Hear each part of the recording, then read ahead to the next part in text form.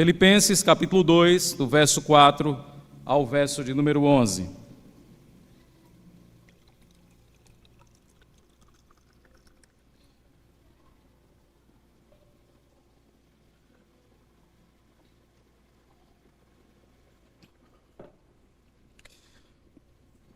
Espero que os irmãos tenham encontrado.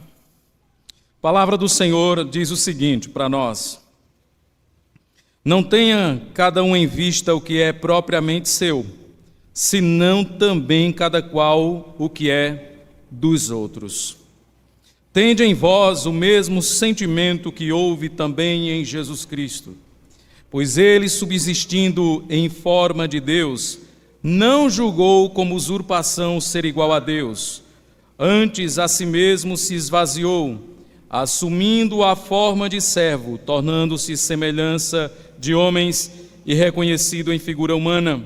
A si mesmo se humilhou, tornando-se obediente até a morte, morte de cruz. Pelo que também Deus o exaltou sobremaneira, e lhes deu um nome que está acima de todo nome, para que ao nome de Jesus se dobre todo joelho, nos céus, na terra e debaixo da terra, e toda língua confesse que Jesus Cristo é Senhor, para a glória de Deus Pai. Meus irmãos, por natureza, cada um de nós tem uma vida autocentrada em si mesmo. Nós temos os olhos voltados para dentro de nós. E eu queria pensar algumas questões com vocês com respeito a isso. Desde que o pecado se alastrou e adentrou a raça humana, as nossas mentes e os nossos corações são voltados para nós mesmos. Nós temos dois grandes mandamentos nas Escrituras, e o primeiro mandamento diz que nós devemos amar a Deus acima de todas as coisas, e nós devemos amar o próximo como a nós mesmos. O curioso desses mandamentos bíblicos é que nós não temos nenhum texto nas Escrituras, nenhuma passagem que diga que nós não temos um mandamento que diga que nós devemos amar a nós mesmos. Porque o mandamento é amar a Deus e amar o próximo como a nós mesmos. A própria Bíblia já prevê que por natureza nós nos amamos. A Bíblia já prevê que por natureza nós somos inclinados para nós mesmos. O nosso grande desafio não é nos amar. O nosso grande desafio é amar a Deus acima de tudo e amar o próximo como a nós mesmos. Então, desde que o pecado adentrou a raça humana, nós temos um alto amor próprio, intenso e profundo por nós mesmos. Nós temos dificuldade quando pensamos em uma vida de autorrenúncia. Nós temos dificuldade quando pensamos em uma vida de abnegação. Nós temos dificuldade quando pensamos uma vida de autossacrifício. E quando nós falamos sobre egocentrismo, nós estamos falando de uma vida centrada em si mesmo. Eu escolhi essa passagem de forma proposital, porque ela é uma pancada muito forte no nosso próprio orgulho. Ela é uma pancada muito forte no nosso próprio egoísmo.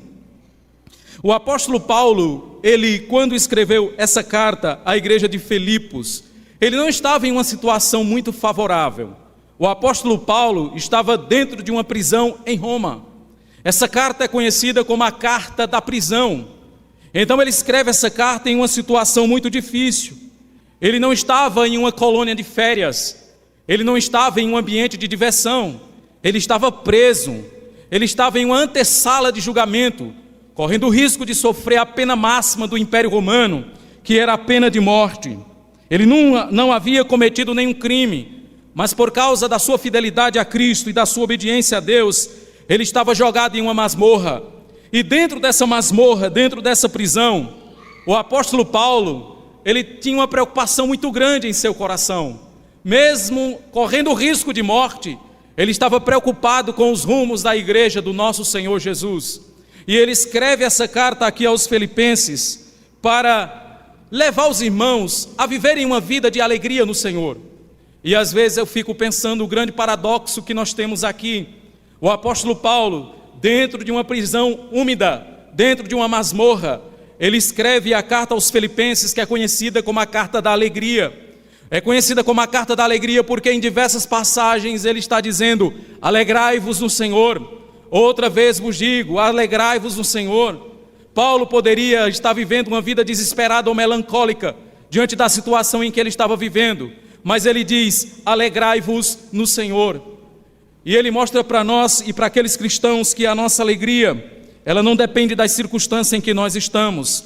Alegria é um estado de alma. Quando nós estamos voltados com o nosso coração para o Senhor, nós conseguimos encontrar alegria nos momentos mais difíceis da nossa vida. Paulo também está preocupado com os rumos da igreja de Filipos, que ele mesmo fundou em Atos capítulo 16, quando foi pregar o evangelho na região da Macedônia. Paulo está preocupado com essa igreja e com a unidade da igreja. No verso de número 3, do capítulo 2, ele vai dizer que não haja partidarismo entre vocês. E o próprio apóstolo Paulo já havia experimentado, ou já havia visto igrejas passarem por divisões no seio dela. Quando ele escreve a primeira epístola aos Coríntios, havia partidarismos e divisões dentro daquela igreja. Então ele está preocupado com a unidade daquela igreja. Essa igreja de Filipos aqui foi uma igreja que ajudou muito o apóstolo Paulo em suas empreitadas missionárias. Foi uma igreja que patrocinou viagens do apóstolo Paulo para pregar o evangelho. Então Paulo tinha um carinho muito especial por essa igreja.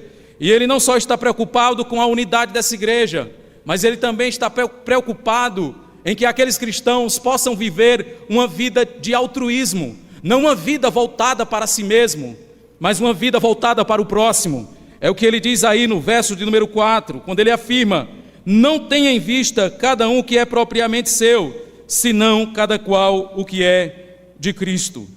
Meus irmãos, o egoísmo, ele é fruto do nosso orgulho, como todos os demais pecados que nós cometemos. C.S. Lewis, ele vai dizer para nós que o orgulho é as asas onde todos os demais pecados são chocados. Então o egoísmo, a soberba, a arrogância provém do orgulho humano. Então o egoísmo é fruto do orgulho. O egoísmo, ele é fruto de um amor exacerbado por si mesmo. E o egoísmo, em última instância, ele é fruto do pecado. A questão não é você deixar de pensar em si. O problema é que nós pensamos demais em nós. A questão não é você deixar de pensar em si. O problema é que nós pensamos demais em nós. Irmãos, nós somos tão voltados para nós mesmos, que até o amor que nós devotamos a Deus é um amor que nós damos a Ele porque Ele nos amou primeiro. A Bíblia diz que nós o amamos porque Ele nos amou primeiro. Até o nosso amor para com Deus é uma retribuição do amor que Ele derramou em nossa vida. Nós não amamos a Deus por nossa livre iniciativa. Agora Deus, Ele não precisou do nosso amor para poder nos amar. Você não amou a Deus e em troca Ele te amou. Mas foi o contrário que aconteceu. Ele primeiro nos ama e em troca nós o amamos. Então isso prova que nós vivemos uma vida muito voltada para nós mesmos. O apóstolo Paulo, quando escreve a sua primeira epístola aos Coríntios, ele vai dizer que o amor não busca os seus próprios interesses. O que ele está querendo dizer? O contrário de amor não é ódio. O contrário de amor é egoísmo. Porque a natureza do amor, o amor em sua natureza, ele não busca os seus próprios interesses. E quando Paulo está preocupado aqui com o egoísmo no coração daqueles cristãos, ele vai citar o maior exemplo de altruísmo que já aconteceu na história humana, que é a encarnação do Verbo. Ele vai dizer isso aí, do verso de número 5 até o verso de número 11. Ele vai falar sobre a encarnação de Jesus Cristo como o maior exemplo de humildade de alguém que não teve uma vida voltada para si mesmo. E ele vai iniciar o verso 5 dizendo: tende em vós o mesmo sentimento que houve também em Cristo. Essa palavra sentimento aqui no texto grego é a palavra frônesis. A palavra frônesis é uma palavra muito difícil de você traduzir. A palavra frônesis não significa somente atitude. A palavra frônese não significa somente sentimento. A palavra frônese é uma palavra que está ligada todo o ser do homem. Algumas Bíblias aí é traduzido por sentimento, outras é traduzida por atitude. Em outras palavras, Paulo está dizendo que nós devemos nos portar como Cristo se portou. E ele diz que esse sentimento ele deve estar em nós.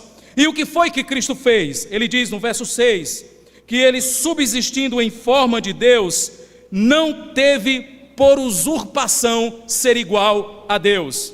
Nós, como cristãos de uma tradição ortodoxa, nós acreditamos que o nosso Senhor Jesus, ele é o Deus Todo-Poderoso.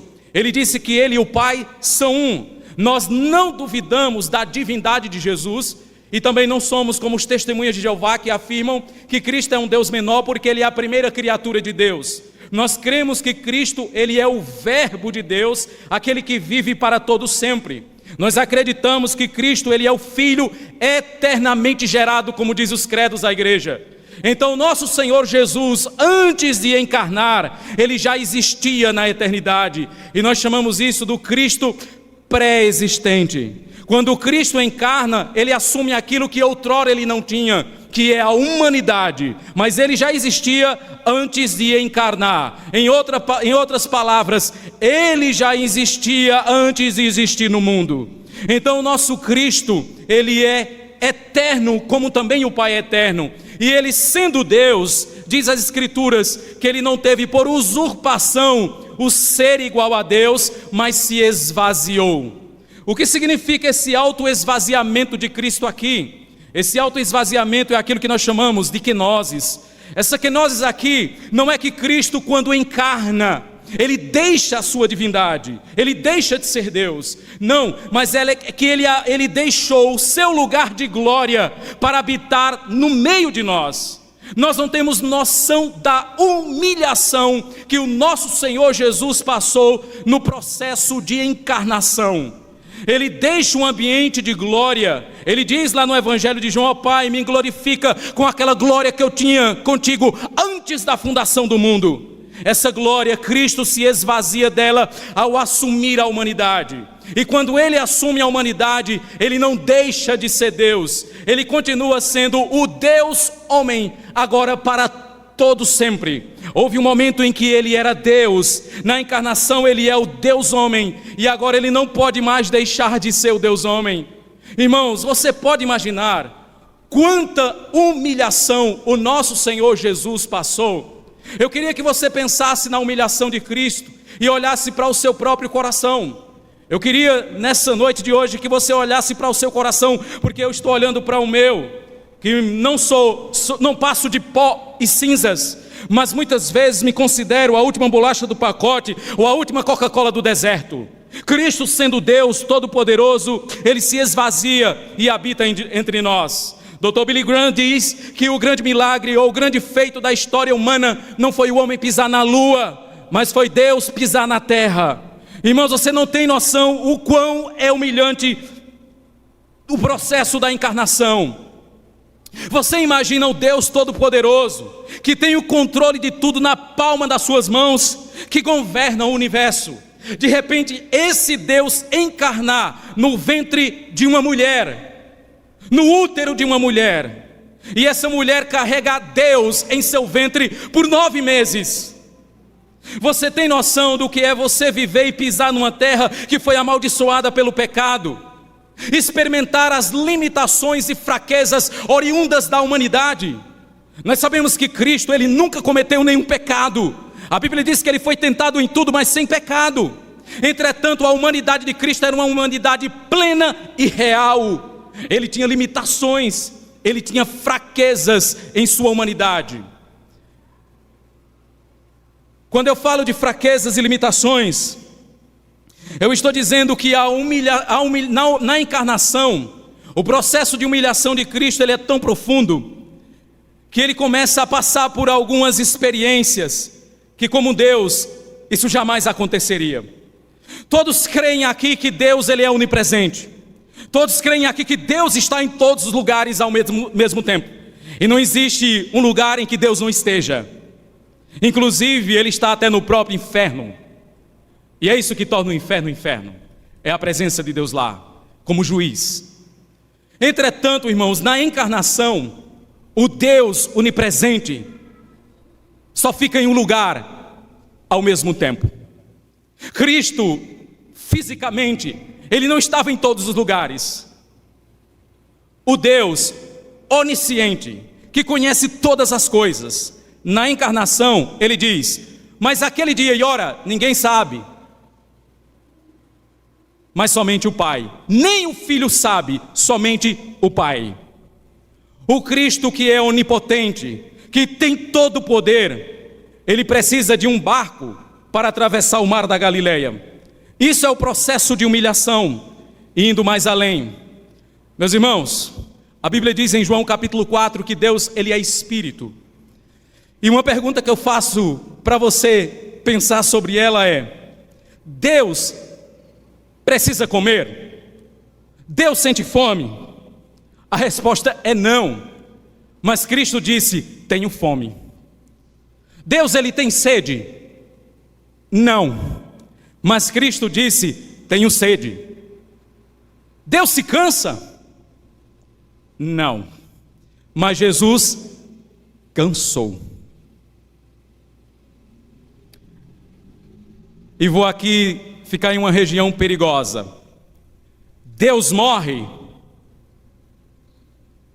Não. A Bíblia diz que ele possui a imortalidade. Mas Jesus morreu. Eu não sei se você está conseguindo entender. O processo da encarnação do Verbo é um processo de muita humilhação. Irmãos, nós estamos falando não de qualquer pessoa.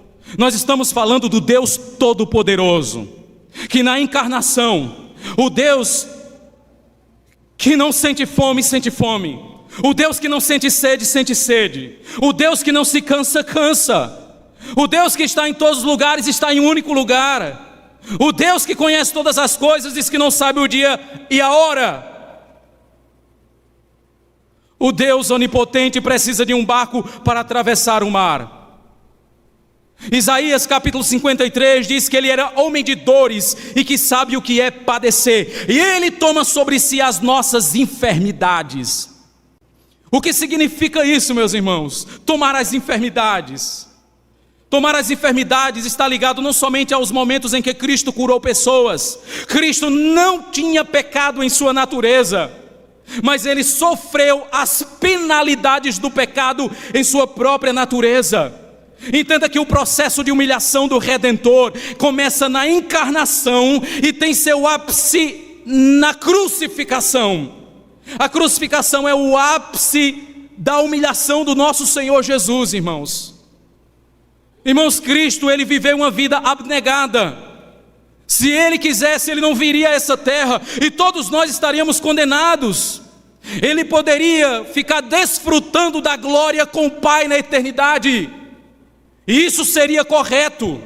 Mas ao encarnar, ao assumir a humanidade, ele sofre as piores humilhações que eu e você pode imaginar.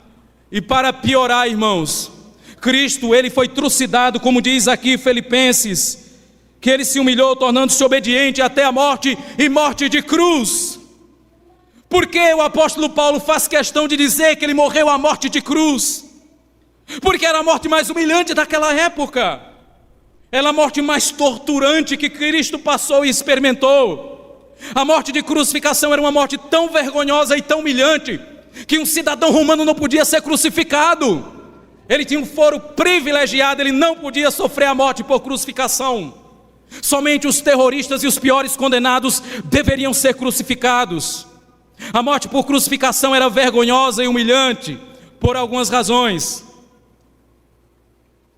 Primeiro, a morte de cruz, ela era uma morte lenta, dolorosa e letal.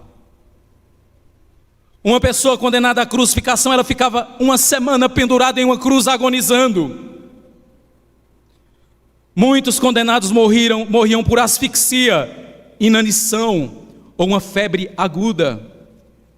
A morte por crucificação era humilhante, porque você ficava despido em uma cruz, ficava exposto.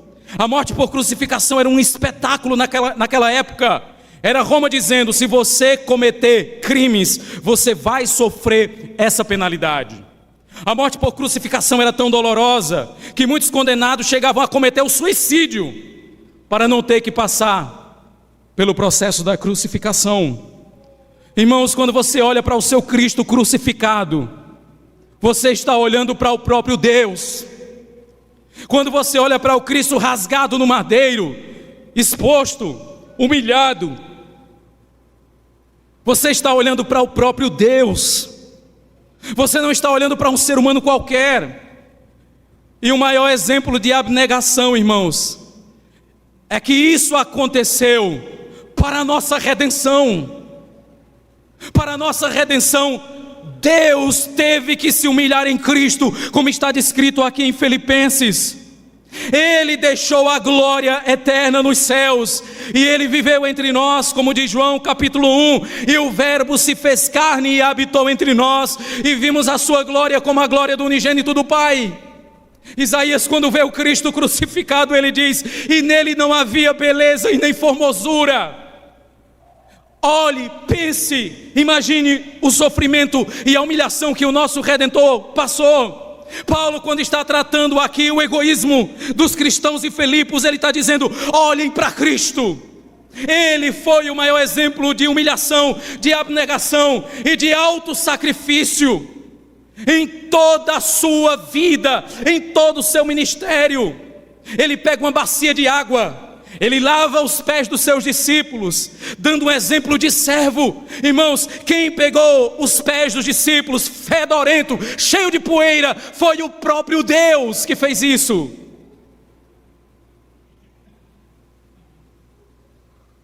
Quem estava em uma cruz sangrenta pendurado era o próprio Deus. A Bíblia diz em Atos dos Apóstolos capítulo 20, que Deus resgatou a igreja com o seu próprio sangue. Eu queria que você pensasse um pouco na sua vida, à luz de tudo isso que eu estou narrando para você, nessa noite de hoje. Como é que você tem levado a sua vida? Nós somos tão egoístas, irmãos, por natureza. E o egoísmo, muitas vezes, ele tem se manifestado de forma sutil em nossos corações. Nós podemos ser egoístas até praticando atos de altruísmo. Muitas vezes nós praticamos atos de bondade para sermos vistos pelos homens. E o que é isso? Egoísmo. Nós ajudamos o próximo e tocamos trombeta. O que é isso? Egoísmo. Até quando eu faço o bem para o outro, eu posso fazer o bem pensando em mim mesmo, e somente em mim mesmo. Nós temos uma vida muito autocentrada. E irmãos, se para nós um Deus que estava no trono de glória se humilhou assumindo a humanidade, se para nós um Deus se torna homem é humilhação, para um homem querer ser Deus é muita exaltação. E para querer ser Deus, não precisa você falar eu sou Deus. Às vezes nós se comportamos como tal.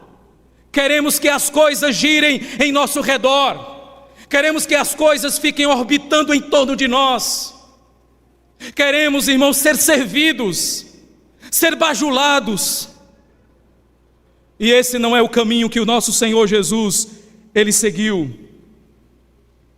Nós vivemos em uma sociedade altamente marcada pelo egoísmo. E o egoísmo não é um problema moderno, o egoísmo é um problema antigo também. Nós vivemos em uma sociedade tão autocentrada que os nossos relacionamentos hoje são relacionamentos utilitaristas. Nós nos relacionamos com as pessoas porque nós estamos preocupados com o que aquelas pessoas podem nos dar de retorno. Se não há nenhum retorno, se não há nenhum benefício, nós descartamos as pessoas. Nós vivemos em uma época em que estamos tão centrados em nós mesmos, que em vez de amarmos as pessoas e usarmos as coisas, nós amamos as coisas e usamos as pessoas para os nossos próprios benefícios. Ou não é assim a sociedade em que nós estamos inseridos? Toda pessoa egoísta é uma pessoa narcisista. Ela olha para si, ela se cultua, ela se autoadora, ela quer que as coisas sejam como ela acha que tem que ser. E quando as coisas não acontecem do jeito dela, ela fica irada.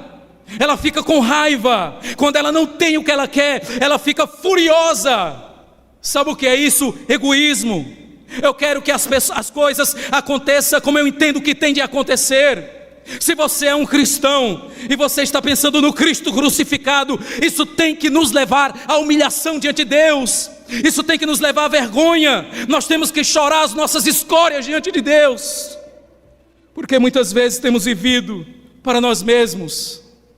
O egoísta, ele, além de narcisista, o egoísta, ele é sempre insatisfeito. Já tentou agradar uma pessoa egoísta? Você nunca consegue, nunca está bom, está faltando alguma coisa. Você pode dar seu melhor, sempre há uma reclamação, porque não está do jeito dela, não está como ela planejou. Eu espero que aqui não tenha pessoas assim. Mas sabe aqueles irmãos que reclamam de tudo? Se a igreja não prega o evangelho, ele reclama. Se a igreja prega o evangelho, ele diz que está errado, estão pregando errado. É o irmão que reclama que a igreja não se importa com os irmãos que estão sofrendo. Mas quando alguns se importam, ele diz: olha, estão querendo aparecer. Você nunca consegue agradar essas pessoas. Elas são insatisfeitas. O egoísta, ele é por natureza alguém insatisfeito. Ele é insaciável. Você nunca consegue agradá-lo. E todo egoísta, ele é ingrato. Você pode ajudá-lo um ano, durante todos os dias. Se você esquecer um dia, ele se esquece de um ano daquilo que você fez por ele. O egoísta, ele é competitivo. O egoísta é uma pessoa competitiva. Ele não quer perder, ele só quer ganhar. Se ele tiver de passar por cima de você para se autopromover, ele vai fazê-lo. Sabe o que é isso? Isso é o egoísmo. Eu não me importo com as pessoas, eu me importo comigo mesmo. Eu não estou preocupado com os direitos dos outros, eu estou preocupado com os meus direitos. Meus irmãos, o egoísmo, ele se manifesta em várias áreas da nossa vida. O egoísmo se manifesta nos nossos relacionamentos conjugais.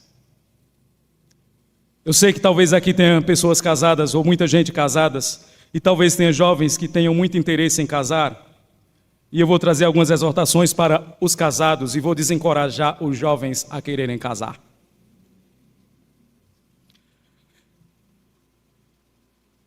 Irmãos, quando nos convertemos, quando somos alcançados por Deus, nós passamos por um processo que é chamado de morte. Nós morremos para nós mesmos. A conversão é você morrer para si mesmo. A Bíblia diz que aquele que procura a sua vida vai perdê-la, mas aquele que perde a sua vida encontra. No reino de Deus, irmãos, é diferente do reino dos homens. No reino de Deus, você fica triste para ser feliz, você perde para ganhar e você morre para viver. O reino de Deus é assim. E no momento da sua conversão, é o momento em que você morre para si mesmo, para os seus próprios planos, para os seus próprios desejos pessoais, e você agora passa a viver para Cristo. Paulo diz: agora não sou mais eu quem vivo, mas Cristo é quem vive em mim. A vida que eu vivo agora, vivo pela fé no Filho de Deus. É por isso, irmãos, que o cristianismo é a única religião do mundo que chama o homem para morrer para si mesmo.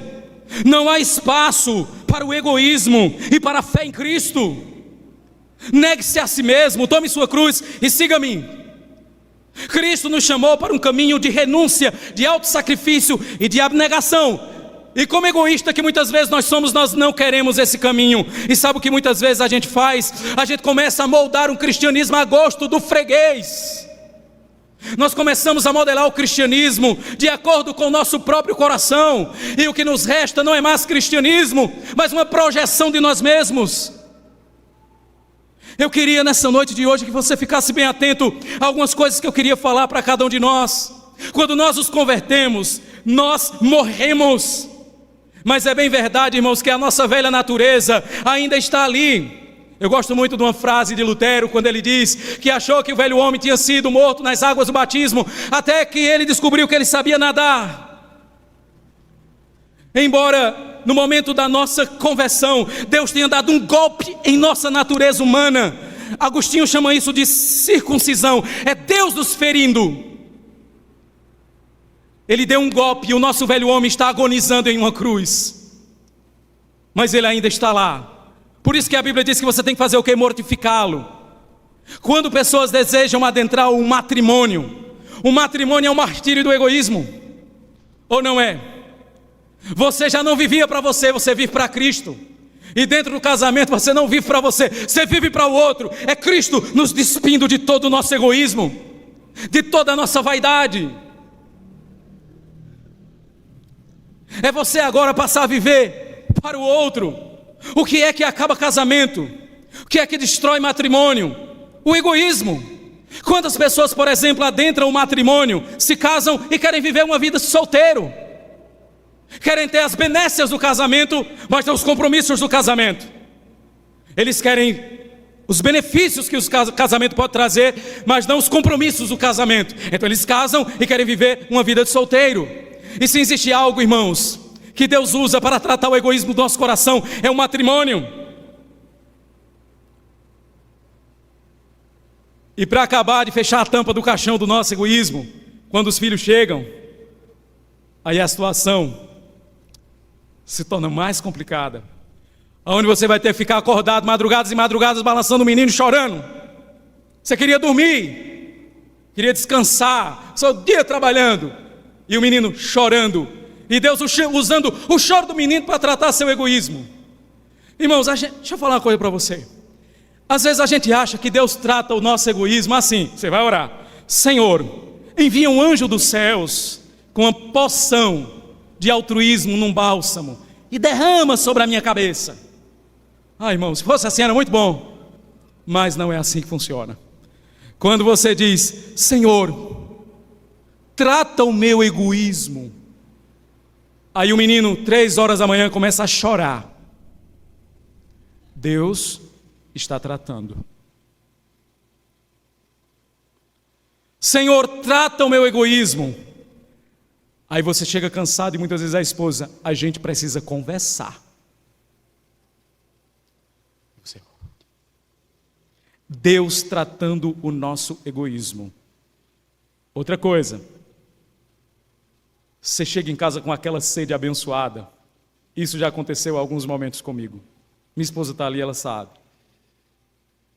Só tem um copo de água.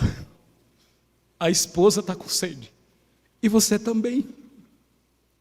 E agora? Os cavalheiros, os homens deveriam fazer: pode beber, minha esposa. Eu vou comprar água. Irmãos, Deus usa o casamento para trabalhar o egoísmo do nosso coração. Nenhum casamento suporta ao egoísmo de um cônjuge. Não suporta. Nós aprendemos sobre casamento com os filmes de Hollywood. E eles são mentirosos. Eles não são verdadeiros. Nós criamos uma fantasia na nossa cabeça e nos casamos de acordo com ela. E sabe qual é o problema? É que a vida real é diferente. Na vida real as pessoas fedem quando estão suadas. Na vida real as pessoas roncam de madrugada e atrapalham o sono do outro. A vida real, irmãos, é diferente da vida na ficção. E aqui eu falo para os jovens que estão aqui, que estão procurando o príncipe encantado ou a princesa encantada. Lembre-se que entrar num casamento é terminar de acabar com seu egoísmo. Se você quer viver para si mesmo, saia da igreja, abandone Cristo e não case. Se tranque dentro de um quarto e viva para você mesmo. O egoísmo se manifesta, irmãos, dentro da própria igreja. O egoísmo se manifesta muitas vezes no meio do povo de Deus. Infelizmente, por causa dos problemas do evangelicalismo no Brasil, sabe o que acontece? As pessoas hoje, elas adentram a igreja para serem servidas. Elas entram dentro da igreja como se fossem clientes. Elas comparam a igreja a um grande restaurante. A pregação hoje não estava boa, não vou dar o meu dízimo. O louvor hoje não estava legal, e são clientes exigentes. Eles não passam uma flanela em um banco, mas eles são fiscais. Eles ficam ali observando. Sabe o que é isso? Egoísmo. Eu não arregaço as mangas. Eu não estou preocupado em servir, mas em ser servido. E o nosso Cristo deu exemplo. Ele veio não para ser servido, mas para servir, dar a sua vida em resgate por muitos. Ele veio para praticar diaconia. Ele veio para servir. Nós não estamos falando mais uma vez de um homem qualquer. Nós estamos falando de Deus. Nós temos que tirar da nossa mente aquele pensamento de clientela. Nós não somos clientelas dentro da igreja. Nós somos servos de Deus. Nós fomos chamados para servir ao nosso próximo, com aquilo que Deus colocou em nossa vida, com aquilo que Deus nos deu. Nós devemos, meus irmãos, muitas vezes voltar ao ministério da bacia com água e da toalha, voltar novamente a servir os nossos irmãos. Pare de reclamar de tudo e visite o irmão que está enfermo, doente, que você conhece e que precisa de uma visita sua, de uma oração, de um encorajamento, de uma palavra da parte de Deus. Nós precisamos, irmãos, entender que nós fomos chamados não para vivermos uma vida centrada em nós mesmos. Paulo disse: eu queria ser anátema por amor dos meus irmãos. Sabe o que Paulo está dizendo? Eu preferia ir para o inferno para ver os meus compatriotas salvos. Sabe o que é isso? Uma vida de altruísmo. O egoísmo se manifesta na igreja muitas vezes quando nós não queremos perdoar, quando nós não buscamos reconciliação, quando nós não buscamos perdão. A ausência de perdão na igreja é a presença de orgulho no meio dela. Ah, pastor, o que o irmão fez me machucou profundamente. Eu não vou ficar lambendo as minhas feridas, matando silenciosamente o irmão dentro do meu próprio coração, como diz Mateus capítulo 5. Mas eu não me dobro, eu não vou ficar por baixo. Ser um egoísta, um orgulhoso. Seu Deus desceu do trono de glória e habitou entre nós, foi trucidado e crucificado em uma cruz. Que nós venhamos baixar a bola nessa noite, irmãos. O que Cristo ele fez por nós. Eu sei que o ferimento que teu irmão te causou talvez tenha sido grande demais e que seja difícil de perdoar, mas não seja egoísta, não pense em você mesmo, perdoe, reconheça que você errou. Meus queridos, algumas lições importantíssimas nós tiramos essa passagem maravilhosa que nós lemos. A melhor forma de nós combatermos o egoísmo, sabe qual é? Olhando para a cruz. É a primeira coisa que nós aprendemos aqui. A melhor forma de você tirar os olhos do seu próprio coração é olhar para a cruz, é olhar para Cristo. E eu espero que ao olhar para Cristo, isso traga constrangimento ao seu coração. Que somos pó, que não somos nada sem Deus. Mas muitas vezes nos sentimos demais. Muitas vezes queremos que as coisas sejam do nosso jeito e ficamos enfurecidos, irmãos, quando somos contrariados. Que Deus humilhe os nossos corações essa noite de hoje. Olhe para o exemplo da cruz. Seu Cristo desceu do trono de glória para nascer em uma manjedoura, em um coxo de dar comida a animais. E nós que somos pó e cinzas, queremos as luzes da ribalta sobre a nossa vida. Olhe para o exemplo de abnegação e da humilhação do nosso Senhor Jesus, e não vai haver espaço mais para o orgulho no seu coração. Não pode haver, irmãos, um cristão orgulhoso. Isso é uma contradição de termos. Você não pode ser um cristão e orgulhoso ao mesmo tempo, ter o orgulho dominando as esferas da sua vida. O orgulho é a raiz, é a seiva que alimenta todos os demais atos pecaminosos que nós temos em nossa vida. Segundo, irmãos, o cristianismo é uma religião muito danosa para o nosso egoísmo. pois fomos chamados para perder a vida. Essa vida que talvez dure 60, 70 anos, a luz da eternidade não é nada. Nós fomos chamados para crucificar a nossa natureza. Crucificar a natureza causa dor, irmãos. Gálatas, Paulo diz: e os que são de Cristo crucificaram a carne com suas paixões e concupiscências. E nós estamos constantemente negando a nós mesmos para servir a Cristo. O cristianismo, ele chama o homem para morrer. Se você quer uma religião de facilidades, se você quer um caminho de facilidades, não sirva a Cristo. Crie um Deus ou busque uma outra religião. Seguir a Cristo é doloroso. Tome sua cruz, ou seja, esteja preparado para morrer como eu estou. Esteja preparado a viver uma vida de renúncia e abnegação como eu vivi. Terceiro, o nosso grande problema não é que nós pensamos em nós. O nosso grande problema é que nós pensamos demais e nos amamos profundamente. Nós nos amamos profundamente. Irmãos, o alto amor, ele é tão sutil que ele se manifesta no desprezo por si mesmo. O alto amor, ele é tão sutil que ele se manifesta no desprezo por si mesmo. Por exemplo, você já conheceu pessoas que elas são para baixo, que elas dizem: eu não posso, eu não consigo, ninguém me entende, ninguém me quer. Sabe o que essa pessoa quer? Atenção. Sabe o que ela quer? Bajulação. Ela quer que você olhe para ela e você diga: você pode, você tem, você consegue. Ela se autodeprecia para ter seu ego massageado. Sabe o que é isso? O cerne do alto amor. E vou mais além, até uma pessoa que se mutila ou dá cabo da sua própria vida, ela faz por causa do amor próprio. Por exemplo, uma pessoa que está sofrendo muito e ela chega a tirar a vida dela, ela tirou a vida dela não porque ela não se amava, ela tirou a vida dela porque ela se amava demais. Ela se amava tanto que ela preferiu morrer do que enfrentar a dor. Ela se adora tanto que ela preferiu tirar a sua vida do que enfrentar o sofrimento. Irmãos, Deus nos dá um grande privilégio. Se você é um crente,